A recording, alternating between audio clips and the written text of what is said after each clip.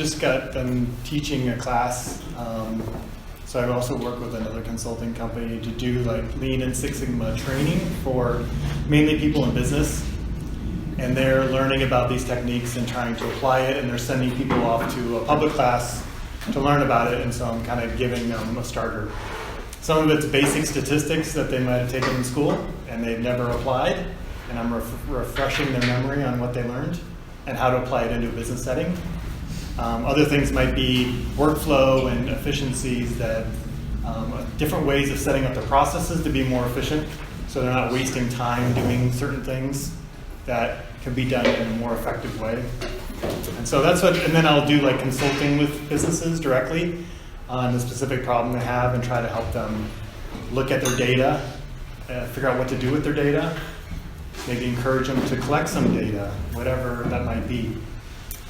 And then I study, and then I also try to, so I study what they're doing and watch.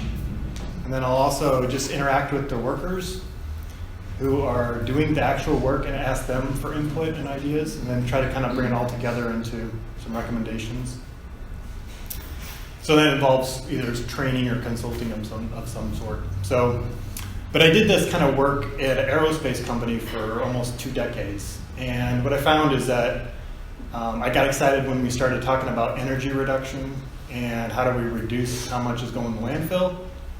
But the company wasn't really ready to set up a whole person or a department around that. They just want to kind of touch lightly on the surface of that activity, and I want to do this more full-time and apply these skills to solve those types of problems. When I moved out to Portland 6 years ago, then I ran into a group called Lean Portland, and they were doing volunteer work with nonprofits and teaching them how to do be more efficient with like donations, how to process those more efficiently so you don't spend time struggling, and how do you get the donation from the donor out to the floor so they could sell it, use that money for whatever mission they're trying to accomplish. So that got me excited, and then I said I want to do more of that. Wasn't as exciting as, it was way more exciting than what I was doing for my regular job. So a couple years ago I went out and started my own consulting around that, and that's when I started going to Hatch. Actually, before I left my company, started getting in the habit of trying to set up my consultancy, and then so not all my clients are ideal clients yet, but I'm starting to get more and more closer to that, which is great. And it's really just kind of going after more sustainability topics, not just trying to make a company make more profits or make more money. That's not quite as motivating. So it's a little bit of my background.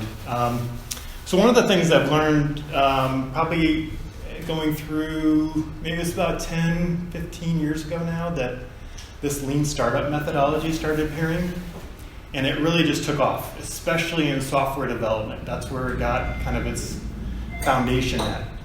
And I started reading about it. I was like, this is really cool. It's kind of a way to test out ideas that is part of the work I do, but it was a little bit different than what I've learned. But the basis of it was what I'd been studying over the last couple, 10 years at the time.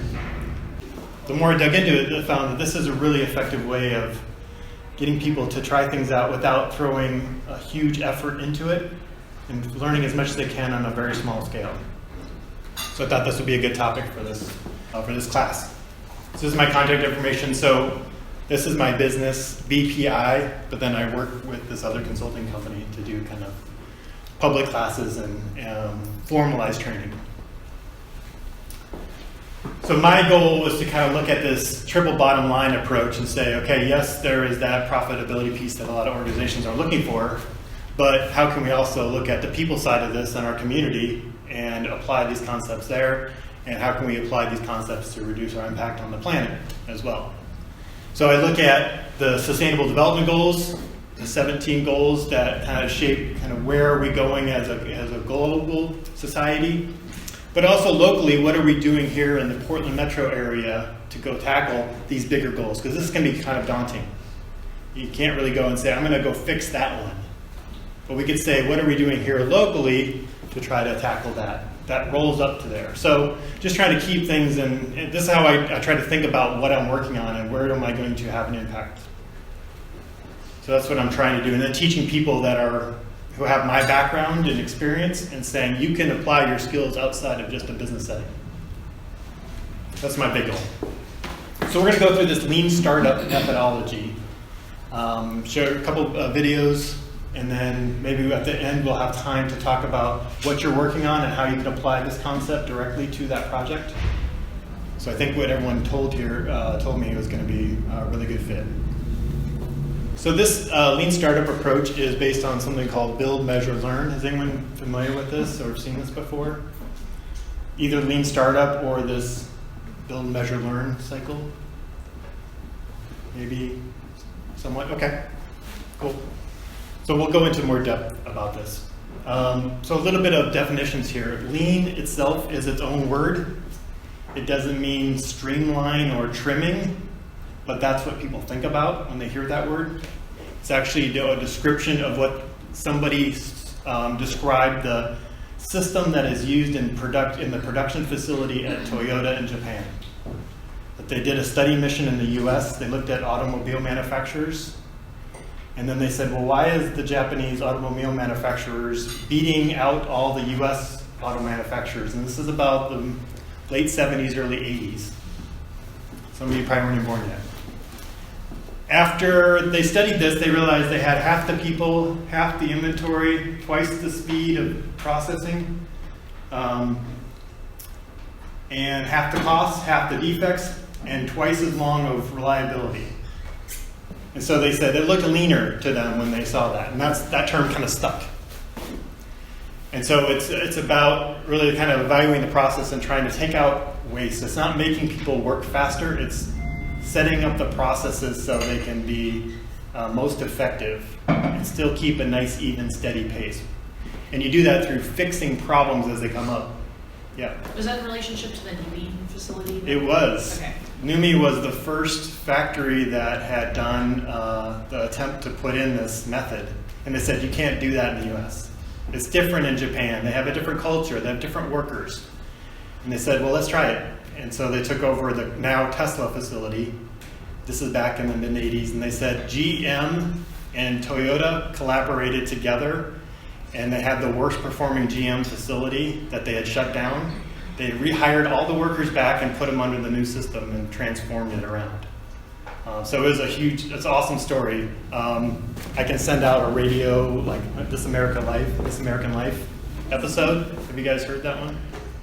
It's really good. So that kind of gives you the whole story of what they did. And they sent people to Japan and learned about this methodology and then brought it back. So it's a cultural thing and approach.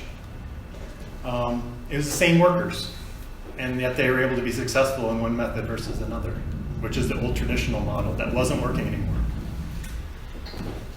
Any other questions on the lean piece? So we're going to show a video of kind of a more modern version of it.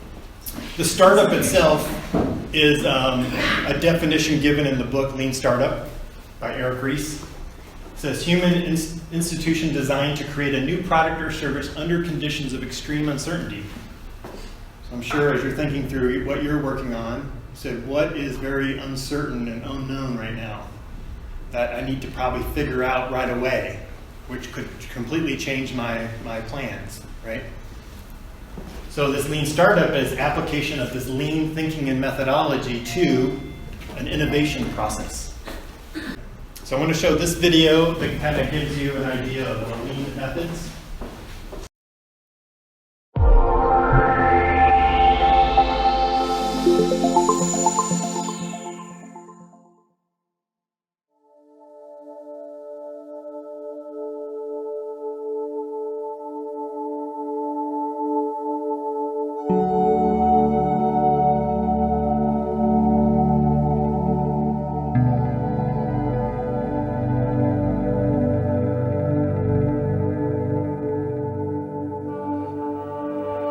The house was destroyed. Everybody grew up in that house. All my sisters and brothers, my 3 children, and my grandchildren. St. Bernard just started rebuilding it. It gives me a lot of hope.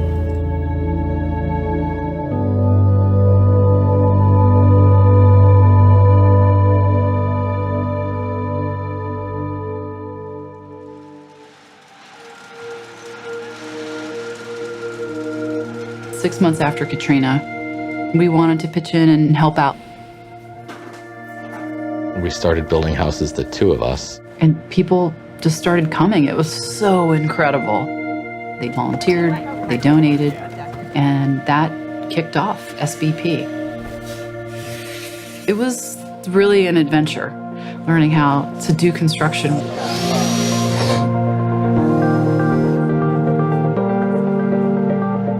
I have family who've lost homes and have never come back from Katrina. We're here to get the city back to what it once was. We had our first AmeriCorps team work with us soon after we opened up. We thought with more staff and more volunteers and more AmeriCorps members and money, we would be able to see more families come home, and the exact opposite was happening. The results were getting worse. And we knew we needed to work smarter. We just didn't know how. To do that, we had to change, and we were really fortunate to have met Toyota at that point. Over the last 70 years, Toyota's been developing how to create the best production system possible. If we do something well, we want to share. We want to give it back to the community. How many times I've heard, oh, well, that really doesn't apply here. The whole thinking behind the Toyota production system is continuous improvement. And how do we improve the process?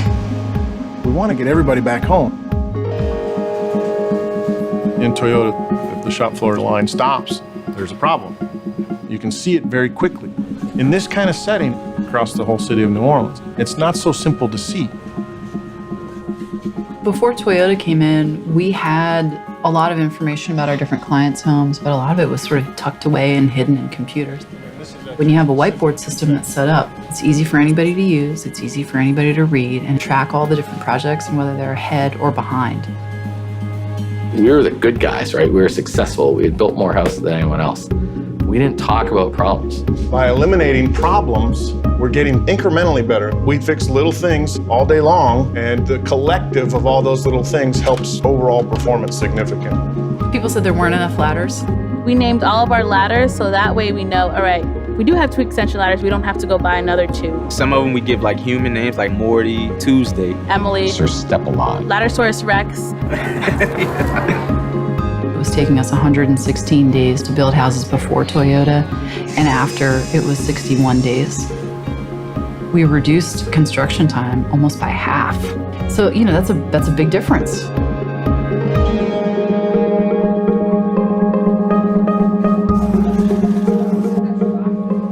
Once you're liberated and you can actually talk about what's not working, and there's a tried and true process to fixing it, then you can really think big. So you look at Toyota's team. If you do it well, share it. We've worked in 4 different states, training other organizations. We can change disaster recovery in America.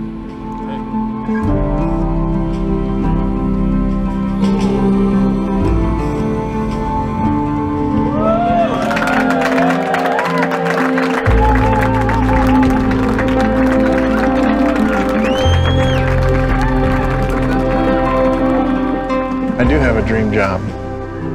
To see the impact, you can't see that in metrics. This is how it should be. This is people enjoying their life. I love it. And what we do is help people get back to just being normal and living their lives.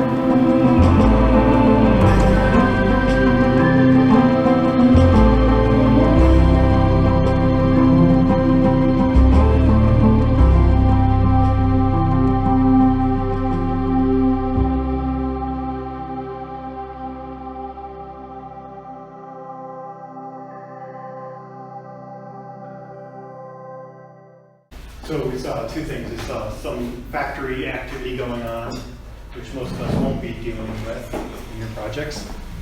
Then you saw them building a house.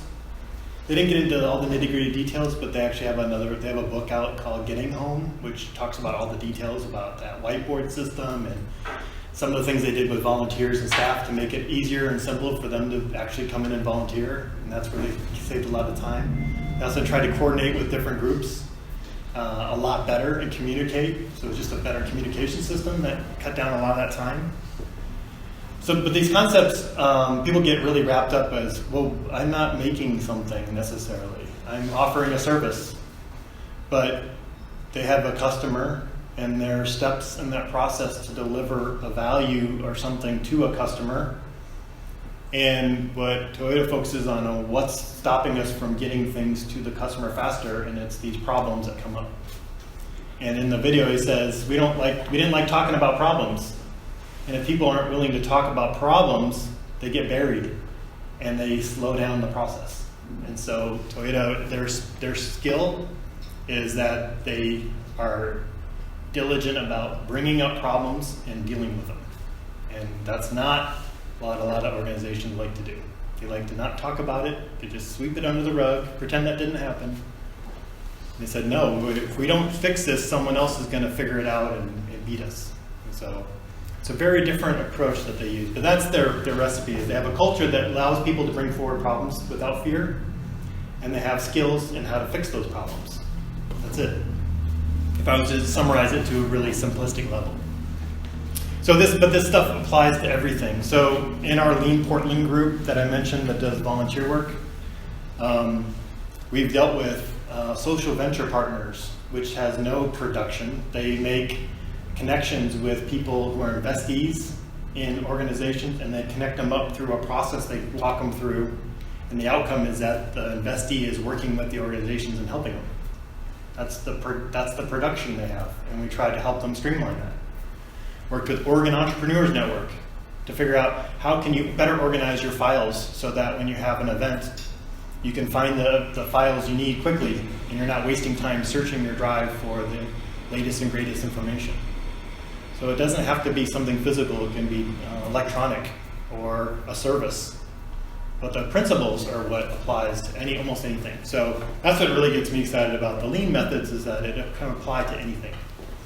I helped my mom reorganize her sewing room the other day and just figure out what she had and come up with a little workflow, and worked out really well. So it's endless, the possibilities. So the Lean Startup method is taking those methodologies but applying them to this uncertainty of a new idea. So using scientific method and rapid experimentation is the key. And it's based on actual customer feedback. It's not, yeah, that sounds great, keep going, that's really cool. But, so are you willing to put money into it or time into this? That's the kind of detail you want to get from the customer to say, okay, can I get a $20 prepayment on that? Oh, wait, well, maybe I'm not so excited about your idea after all. And then, but you want to find out this information before you go too far into it, where you have to invest actual real money and dollars into something, or find out 6 months later that you worked all this time on something that you don't have someone who wants to sign up for it. So that's really frustrating. And so this is meant to try to alleviate some of that potential problems and wasted efforts. So the goal is really to improve the success rate of new innovative products or services that are coming out, by being smarter about how we roll that out. So here's a little video that kind of shares the methodology they go through.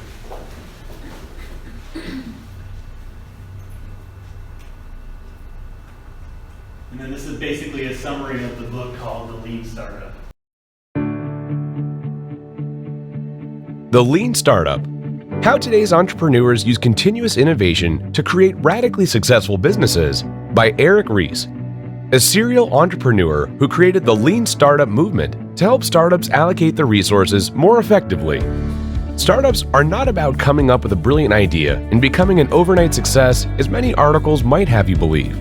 Entrepreneurship, in fact, is much more about testing and learning faster than your competitors. Most startups fail, but much of that failure is avoidable.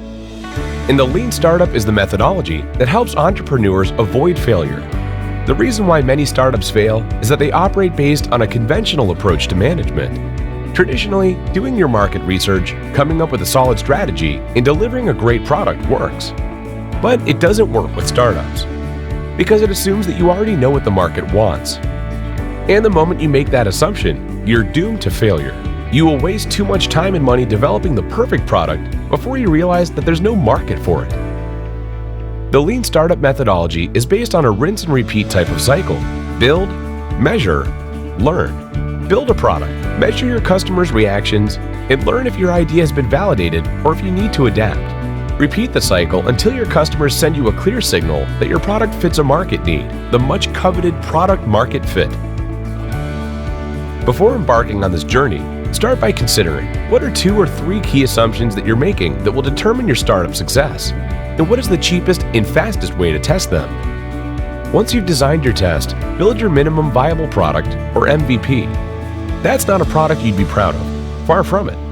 It just needs the critical features for your test to yield meaningful results.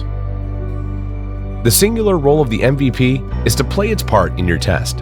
After you have an MVP, you need a good way to measure your customers' reactions. In order to avoid any biases after you've collected the data, it's best to come up with a baseline of metrics up front. If you're measuring conversions or email signups, how many do you need to consider the test a success? Be clear about what success and failure look like, because it's going to be much harder to distinguish between the two later. And finally, assess what you learned. Should you pivot or persevere?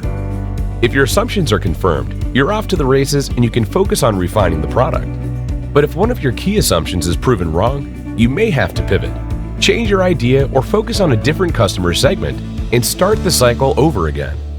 You may have to experiment more than you expected before you can find what your customers really want.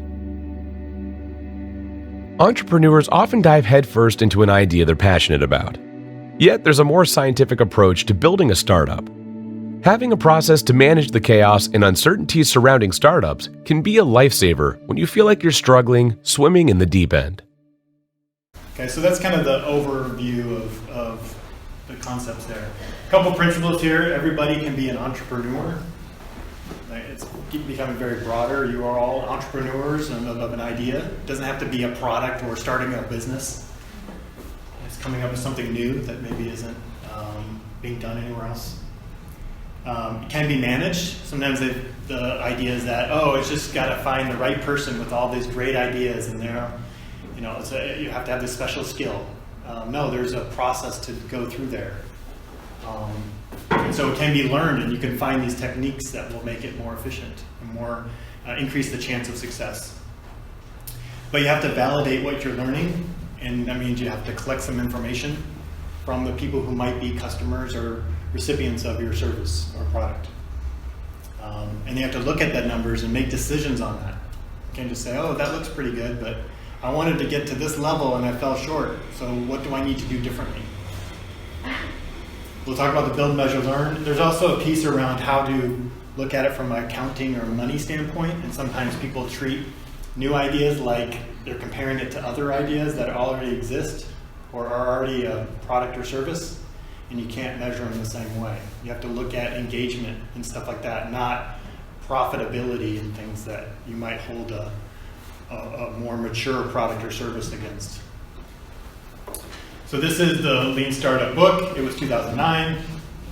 He kind of talks about how he failed many times because he didn't know what his customers really wanted. He thought he did. He said this would be really cool and got excited and empowered with it, but found out later that there really wasn't a market. And he got frustrated and said there's got to be a different way to go about this. So he started this company, and he worked with a guy named Steve Blank, who's really well known in the kind of customer development space. And together they kind of took the concepts of lean that he'd studied and learned about with what Steve Blank had taught and learned with kind of entrepreneurship and innovation. And that's what he applied to this IMVU company that had a lot of success, and then he documented that through the Lean Startup book. So normally, they mention this in the video too, you perform this market research, you come up with this great idea, you deliver a great product or service that works the first time and all the customers are happy and you make a lot of money. And that's the idea that we think we need to follow. What really happens is you come up with an idea, you find research that matches or gets you to feel like you're on the right track. So this is the type of data I think I'm on the right track. You perfect it to make it perfect right out of the gate, because you know exactly, you don't want it to look anything less than perfect and ideal. But when it comes out, it doesn't match what the customers actually want. You have a hard time finding a market for it, and there's bugs and errors and stuff anyways, because you haven't actually tested and got it in front of the right people, and no one buys it. But you're so locked in because you spent so much time and effort on that solution, you can't change it at this point. You don't have any money, you don't have any time, and it feels daunting to change. And so you lose your money and you go bankrupt. And you go out of business. 90% of new businesses don't reach 10 years. That's kind of scary. So the better approach would be find a minimum viable product that is the simplest, easiest, least costly solution you can provide and get in front of the customers to get some initial feedback from them. And you ship it to them early with bugs and problems. But you're saying, hey, this is just a prototype, this is just a beta. But hopefully I'm trying to get some feedback. I'm not asking you to buy it, I'm asking you to tell me if this is on the right track. Will this actually solve a problem you have? And it's quick and often. So, okay, thanks for the feedback. Boom, next week, I've made some changes. Can you look at it again? What do you think now? Am I on the right track? Are we drifting away from what you want? So that everything's low cost and very few functions, because you're not trying to make it perfect. You're saying, does it do kind of what you might think it might do in the long run? And you keep tweaking it, changing it.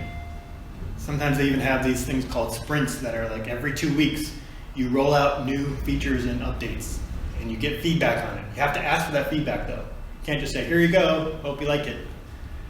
What did you think? Do you like it? Does this work? Did that not work? What can I need to change? So it's constant, but it's small and it's little and it's manageable still. But you get success in the long run after many years of going through this cycle with them. Okay? So it's really trying to figure out this MVP piece, and we're going to come back to that, and that'll be your exercise to think about. So what would my minimum viable product look like to test out my idea? So you get faster development time. Even though it feels like you're not making as much progress, you actually are, because you're going down the right path. It's based on what actual customers say and do, their behaviors, not what they're telling you. And sometimes those are two different things. People are saying, oh, I would do that, I would sign up for this. Well, would they actually do that? And are they actually signing up for it? And would they actually pay for something? And so how do we make scientific decisions based on the data, not what, the subjective feedback we're getting? Okay, so the definition on the MVP is the smallest version you can fully move through this build, measure, and learn. So you build it, so to speak, or make whatever that is. You say, well, are people engaging with it? Are they using it? And then we decide, what did that tell us and what did we learn from it, so we can plan out what we're going to do next, which is build something else. Whether that's build the code for the software, or build a workshop, or build the training material, or build an actual physical product. Think about hand creating something in one neighborhood with one customer in one batch. So you have this great recipe for cookies. Will one person eat it in one batch? And can you go to your neighborhood and sell it to the people who live next to you or in your apartment complex? That's step one. And that's scary, but that's how you first learn. And so things like Kickstarter and GoFundMe are tools people are using to try to come up with the MVP, or at least get some initial feedback that says, would someone actually, before I go off and develop all this, will they put down money or donate to this cause or this idea and want to see it go through? And if nobody wants to sign up for it, why should I spend all the effort and time to go into it? So people are kind of using these platforms as a way to try to test out some of those ideas or get some feedback. I think this is a really key statement here. What assumption, if what was not true, would result in a failed product or service? So as you're thinking about, you have a lot of assumptions about your ideas right now. And so which one of them would completely throw this out of whack if it turned out it was not true? You said, I think they would come to this class. I think they would sign up for this membership. I think they would show up to a networking event. How would you, and if that would throw off your entire plan, if they do not want to show up to those types of things, or pay for something, then that would be the thing you'd want to come up with the MVP around. That's your highest risk thing, and that's the uncertainty, and you need to test that first. And that's scary, because if it fails, then you said my whole idea kind of goes down the tubes, right? And so sometimes we like to kind of hold off on that. I don't want to find out, I want to hope that it's going to turn out that way. And what we're saying is you got to bring that forward first. And I'll explain how you can kind of think about this in a different light that isn't so dramatic, I guess. So let's talk about MVP a little bit more. So I don't know if you've seen this graphic before. I think it's pretty good. How to get to a car, you don't start with one wheel and say, would you use this wheel? And then how about two wheels? And then a floor. And then let's put you would start with, I want to get transportation. And let's start with a skateboard and a scooter. And eventually, no, I like the motorcycle, but I don't like the weather elements. Well, maybe we'll put a roof over it and give you nice climate controls. Now we've evolved to a car, not parts of a car, and then ends up with a car. You start with, I have a transportation problem of how to get around quicker, and you end up with a car, okay? So same thing here, is you have these different features that you are trying to appeal to. What you need to do is come up with very small segment of each of those to offer, not try to do this really well and completely miss on the rest of these things. So they need to be able to see that this is going to address lots of different things, but you've only gone a little bit into the functionality. You haven't tried to fix all the functionality that they want, okay? So I'd love to have this and this and this and this. We'll try to deliver one of those and get the feedback. And if that works, then maybe add a second one, right? So you're trying to cut it this way across multiple ones, but not very deep into each one, versus trying to knock a home run on this one, but you're missing everything. Does that make sense? So here's an example of some of these companies. I'm sure you might have heard some of the stories around them, but just to make sure, I'm going to play this. What are the greatest minimum viable products of all time? I've absolutely no idea, but here are three of my favorites. Hi, this is Gary. Welcome to Development That Pays. Today we're going to take a look at three of my favorite examples of minimum viable products. Before diving in, let's establish some ground rules for a proper MVP. It's got to be minimal, it's got to be viable, and it's got to be actually no, it doesn't have to be a product. I'll be showing you a great example of a non-product in a minute or two. It has been argued that the word product in MVP is unhelpful. Steve Cohen has made a strong case for using the word experiment instead, and I have to say I agree. But for now, let's stick with the P and temporarily redefine it to premeditated, meaning that the MVP must be a deliberate attempt to learn about the market. This rules out cases that look like MVPs in retrospect, but were really full products that just happened, to everyone's surprise, develop into something big. Let's get going, starting at number 3. It's Buffer. Buffer is an application that makes it easy to share content on social media. Way back in the beginning, they put these 2 pages on their website. It's a test, certainly, but at this point, not quite an MVP. The next version was better. They slotted this page in between the other 2 pages. Now visitors to the website are not just saying, this is interesting, they're saying, I want to buy this. In fact, there was nowhere for anyone to input credit card details or payment details of any kind, but anyone who got this far was at least prepared to think about parting with their money. As co-founder Joel Gascoigne said, after this result, I didn't hesitate to start building the first minimal version of the real functioning product. Minimal? Yep. Viable? Yep. Premeditated? Yes, definitely. This was definitely an experiment. Buffer has gone on from this MVP to do really quite well. Its current valuation is something close to $400 million.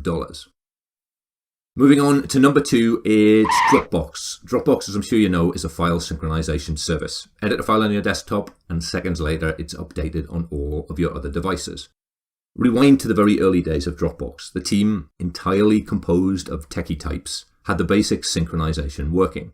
That was the easy bit. The hard bit was going to be to achieve the same trick on every platform, Mac, Windows, Android, iPhone, etc., etc. Given that the team was all technical types, you'd have put your money on them diving straight in. Drew Houston, the CEO, did something surprising. He made a video. The video, just 3 minutes long, demonstrated the sync process end to end.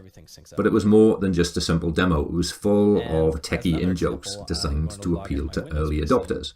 Where you'll see that not only are the changes from my Mac already here, but if I make... And it worked like a charm. In Drew's words, it drove hundreds of thousands of people to the website.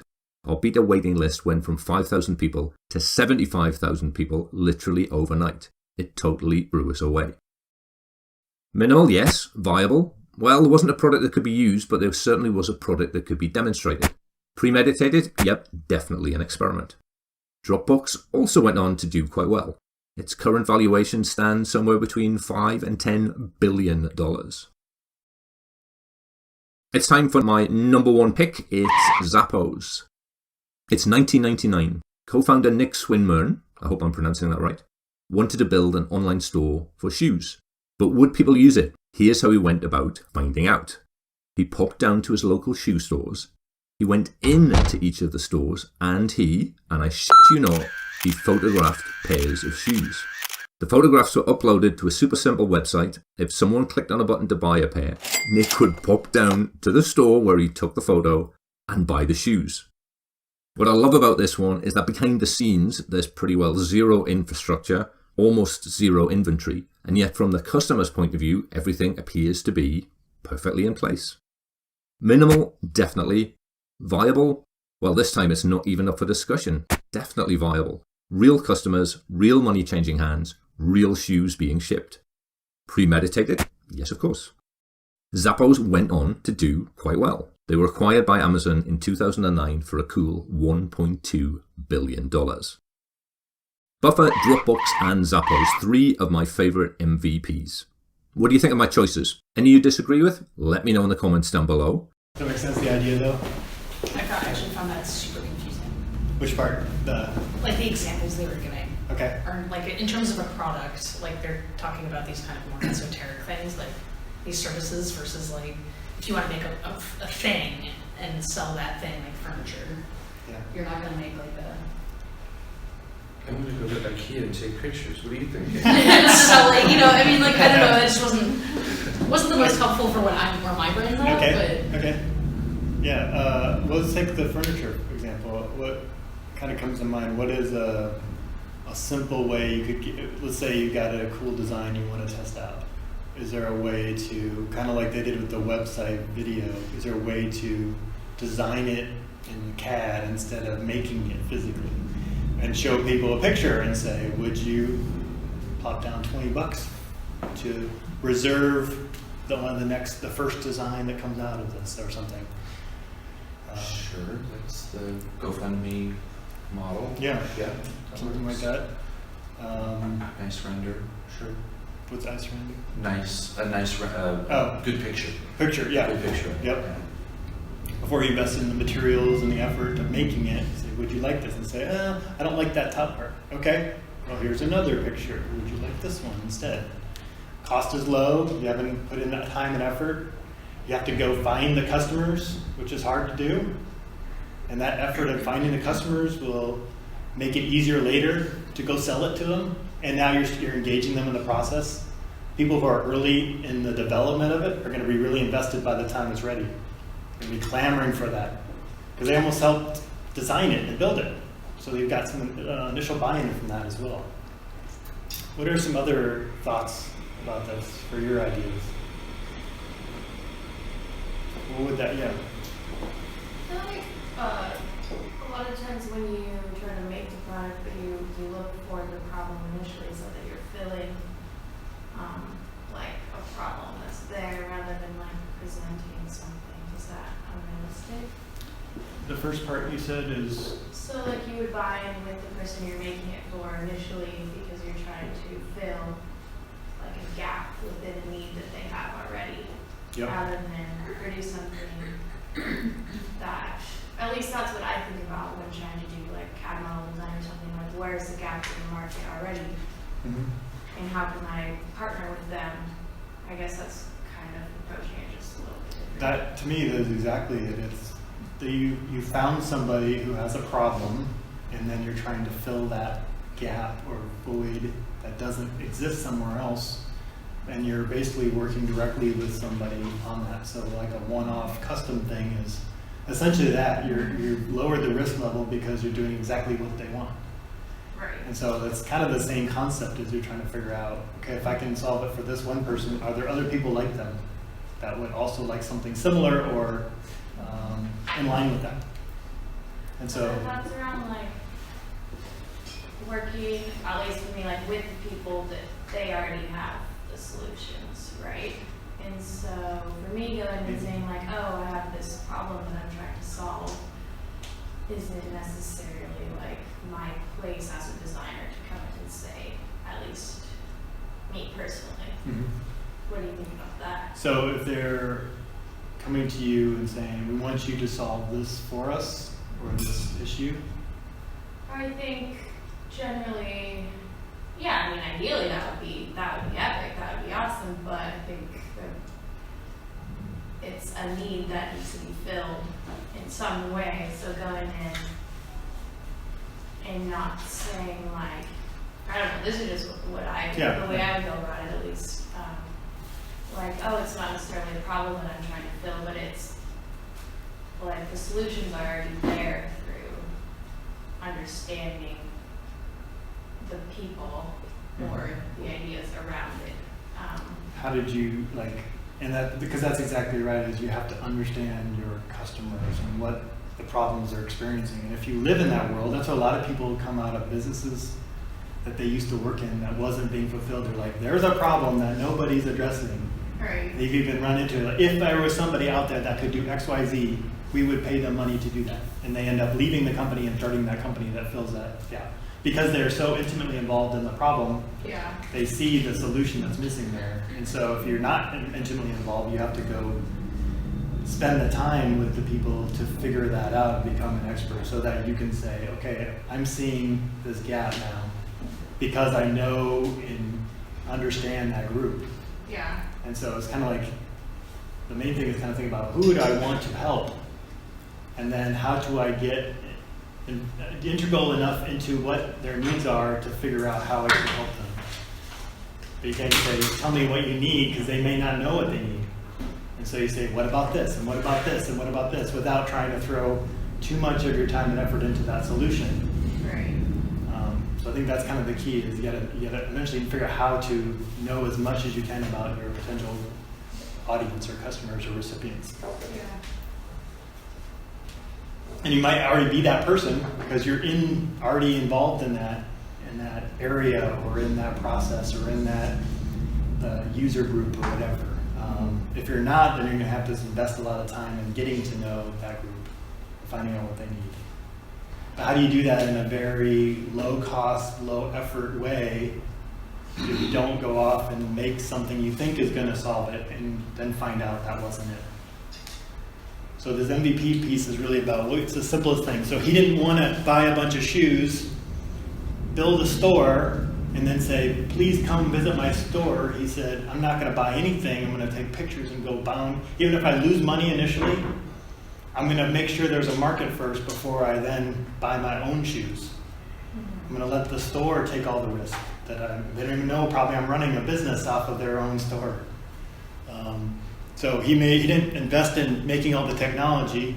He figured out, what if I walk them through what it might look like and then see if there's enough people that are excited about that. And if there is, then I'm going to spend the money to go and do the whole thing. But they have to understand what the problem is, and then also make sure that they have there's actually people that want to solve that problem that way. Any other thoughts or ideas around that?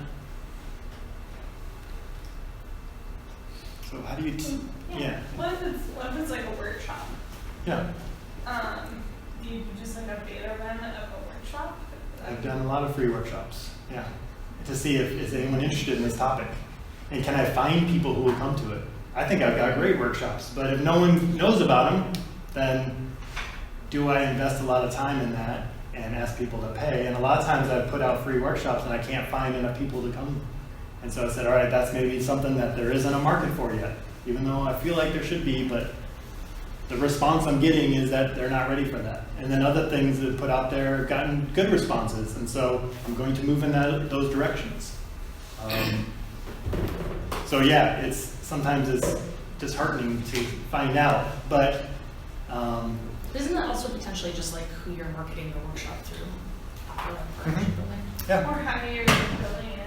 Like, what's the invitation? So that's the learn part, is what did I learn from this? Was it that I'm not reaching the right audience, or was it that my description was bad, or the title was wrong, or there really isn't a market? There's a lot of different reasons why I didn't get signups.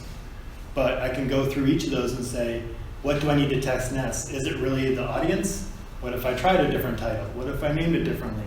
And see if that works differently. So again, it's learning, but trying to figure out the least costly way to do that, and least effort-wise to do that. Sometimes it's just putting out the workshop itself with no development ready, and just say, can I get people to sign up? And if I get 5 people to sign up, I'm going to build out the class and the workshop. And if nobody signs up, then I didn't put anything into it, right? If I can't get 5 people to sign up for it, I'll cancel it.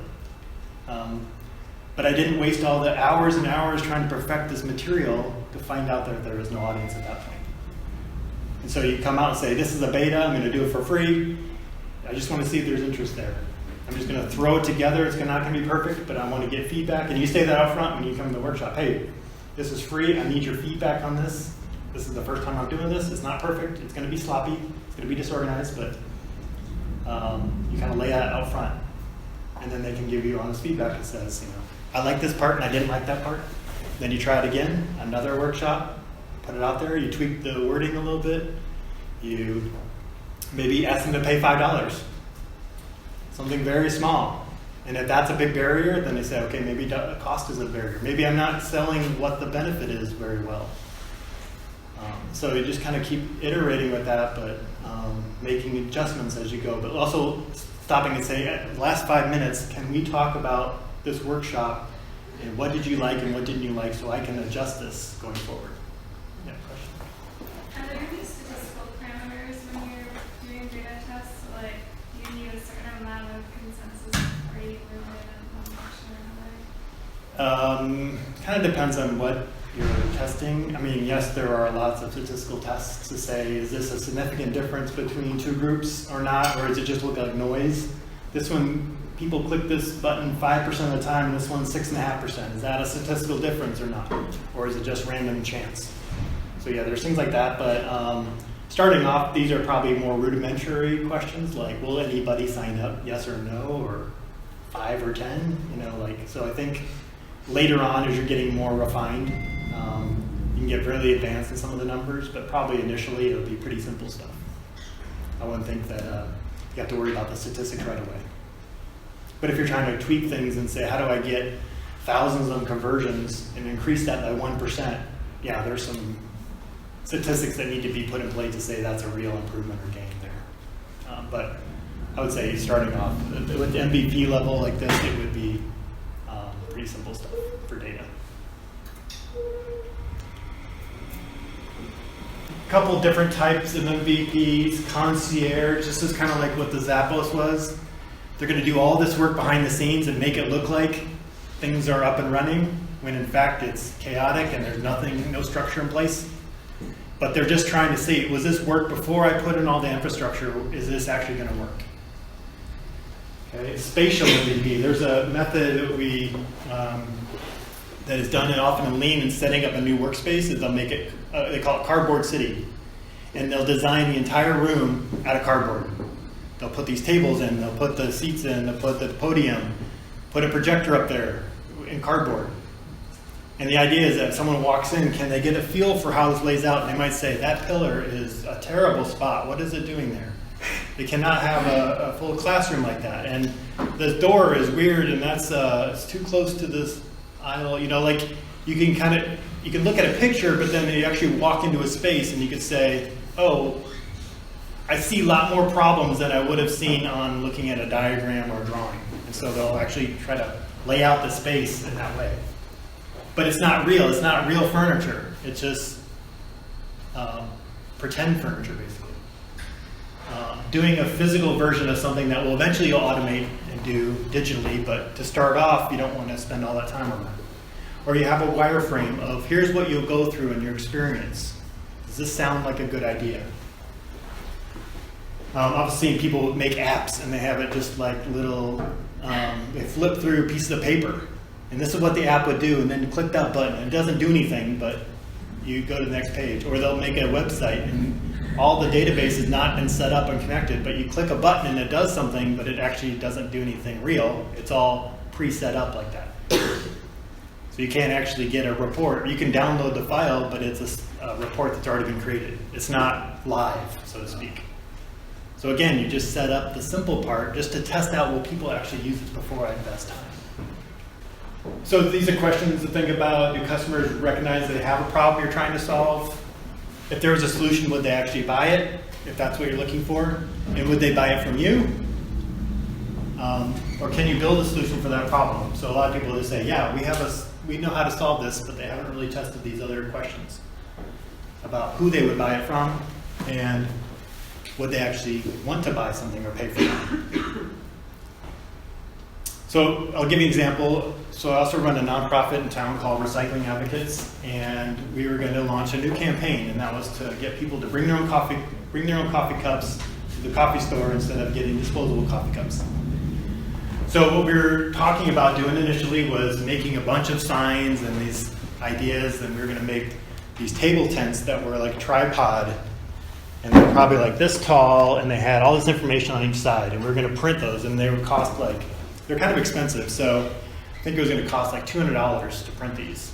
And I said, well, what can we do to test out some of these ideas? First of all, the words BYOC, will people understand that? Will they use these, what do you call it, trifold displays? Will they put them on the tables? Because we're going to coffee shops and trying to get them to post these things. Will they actually put our materials in their shop? And so we said, instead of us printing our whole budget and then finding out nobody will support what we're doing and they don't want those solutions, what could we do? Well, we could draft it and go to a couple shops and just print them off on our printer and say, these aren't the highest quality, but you get the idea of what we're trying to do. And the one thing that we found out was the coffee shops did not want anything on the tables. And so we found out very quickly that that was a no-go. Because they said, we stack our tables up at the end of the night. We do not want to be taking off these things off the tables. People bring their laptops. They open them up. They need as much space on those tables as possible. So we do not want those trifold things anywhere. And they were big. And they take up space. So we saved a bunch of time and effort by not spending it on that. And then we found typos and little spelling things on our printing too. And so we went back and revised it or clarified something on there. And when we said they would allow us to put a window cling up. Okay, so that's something we could go invest a little money in. What else do we have? And someone said, well, we want to give the baristas a little reminder card about why they should do the BYOC campaign, like pointers or tips they could give to customers. And we made a few of those up, and then we went back and they said, we don't look at those, stick it off to the side, and we were going to laminate it to make sure it didn't get dirty and get messy. And they couldn't even find them. It's like, I don't know where that's at. We don't ever look at that. So great idea, but it would have been a complete waste of money.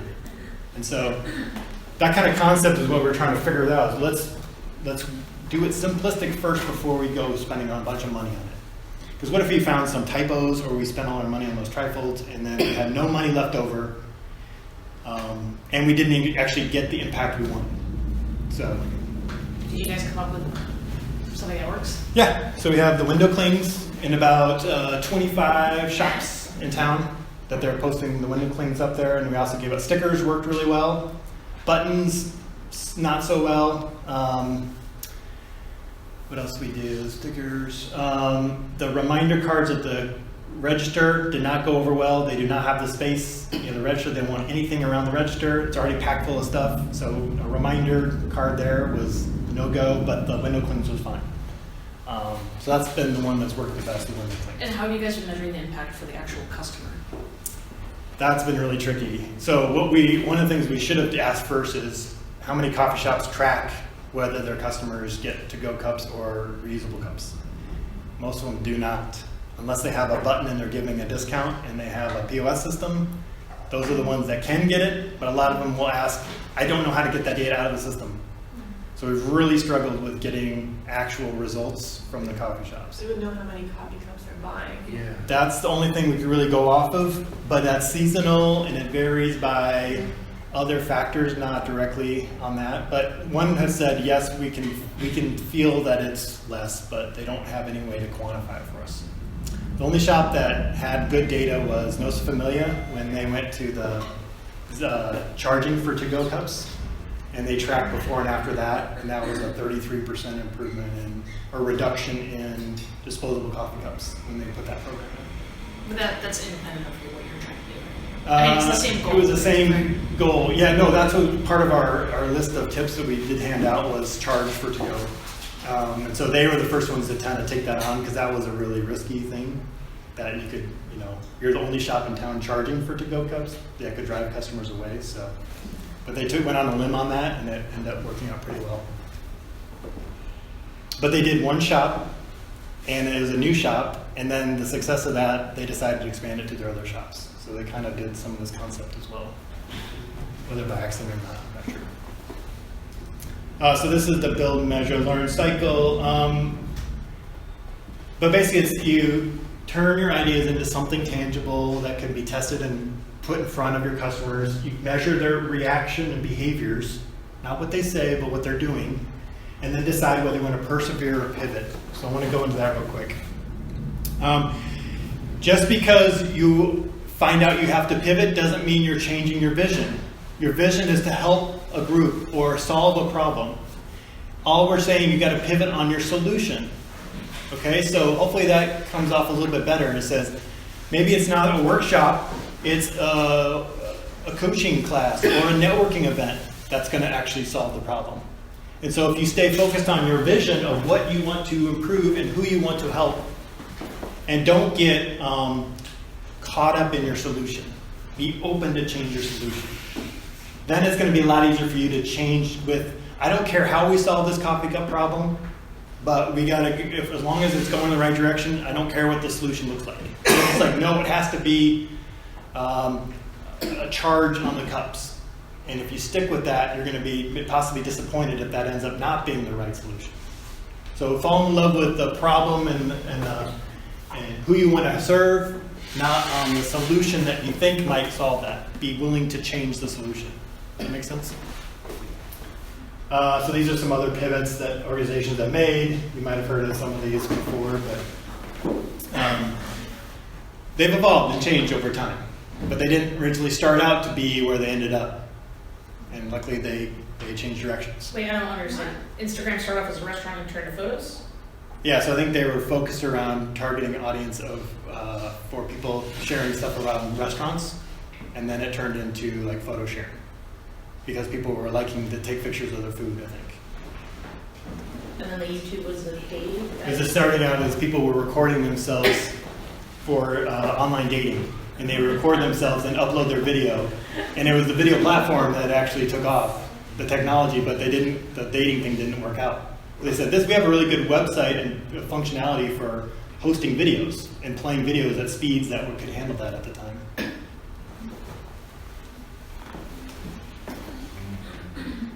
Okay, so what can you do to try out, and what would be an MVP for your particular project? So I just want to give you a couple minutes. How much time do we have? I thought maybe like 5 minutes if you haven't thought through this already. What would your MVP look like?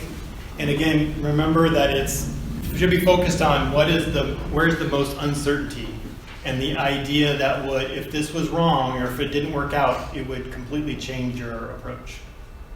How do you test that out as quickly and low cost and simplistically as possible? Okay. The example was, if people don't want to come to a workshop and talk about that problem, then that would really hurt your idea of having a workshop, right? So how could you test that out in some way? Okay, so maybe take a few minutes and kind of think through that. And then if you wanted to kind of group together after that and talk about the ideas, again, depending how much time you have. Now at this point in the presentation, I gave them time to discuss their MVP. Then we had a group discussion about each of the ideas. Like the questions asked earlier, I thought that activity was really valuable, having them talk through their ideas. I didn't get a chance to cover the last few sides, so I'm going to do that now. So in addition to the Lean Startup methodology, soon after that there was a book that came out called Lean Startups for Social Change, which really caught my attention, and how we can apply Lean Startup methods to mission-driven, to nonprofits, and to solving some of the big challenges we have. Michael Golopter is the author of the book, and he put together some key points that I wanted to share. First of all, it's a little bit different for nonprofits. Since you don't have a price signal in the social sector, you also have many more stakeholders than a for-profit customer would have. So there's more voices and opinions you have to bring into play. And failure is not really viewed as an option, but it really has to happen. For us to learn, we have to make mistakes and have failures. But that's not really the culture for nonprofits. There's a high risk of people who are giving their donations that they don't want to see it go to waste. And so that's a real big challenge in that sector. In addition, the customers often aren't really the ones paying for the product or service. They call that kind of like a broker model, where the people who are in need are not the ones speaking and working directly with the organizations trying to provide help to them. They're going through another party. Maybe it's a government agency or a nonprofit organization. So let's take a look at the school system. So you might be trying to help students, but you might be directly working with teachers. And so then you're trying to indirectly help the students. So there's a handoff and communication gap or loss there. But the funders might be the school board themselves. And so you have many different people trying to bring different needs and wants to the table and trying to figure out who to listen to and who's going to benefit. That can be a real big challenge. So in the traditional model with nonprofits and government agencies, there's a planning phase, a funding phase, and then a doing phase. But there's a lot of risk there because you don't really know if the plan will work. But the expectation is that it won't fail and it has to work. And so you put together this detailed plan and hope that everything goes smoothly. And that's just not really feasible or realistic. Using the Lean Startup technique, we want to go to the build, measure, learn approach, where we get constant and regular reviews with stakeholders, which would be similar to the 2-week agile sprints we talked about. And we really want to be efficient with the funds and the resources. So looking for ways to eliminate waste, keep small inventory and batches, like I mentioned with the nonprofit I work with, looking to go to one-piece flow, having minimal work in process. So if you work on something that is more mission-driven or working with a nonprofit, then I would definitely recommend you check out Lean Startups for Social Change. And so here are some links to those books. So the 3 books, the first one would be The Lean Startup by Eric Ries. That's the one we covered most of this training. Second one would be Lean Startups for Social Change. That's the Michael Golopter book, and that's really ideal for the government agencies, nonprofits, volunteer groups, and other NGOs. And the third book is The Startup Way, and this is also a book by Eric Ries. It was a follow-on to the Lean Startup, and this is ideal for those established enterprises or organizations like multinational companies like a GE or Toyota, or an Amazon and Facebook, or other next generation upstarts like Airbnb or Uber. He talks about how Lean Startup methods can apply within an existing organization and how you can apply very similar approaches and methods. So if you work for a company and want to try Lean Startup methods, that would be the right book for you.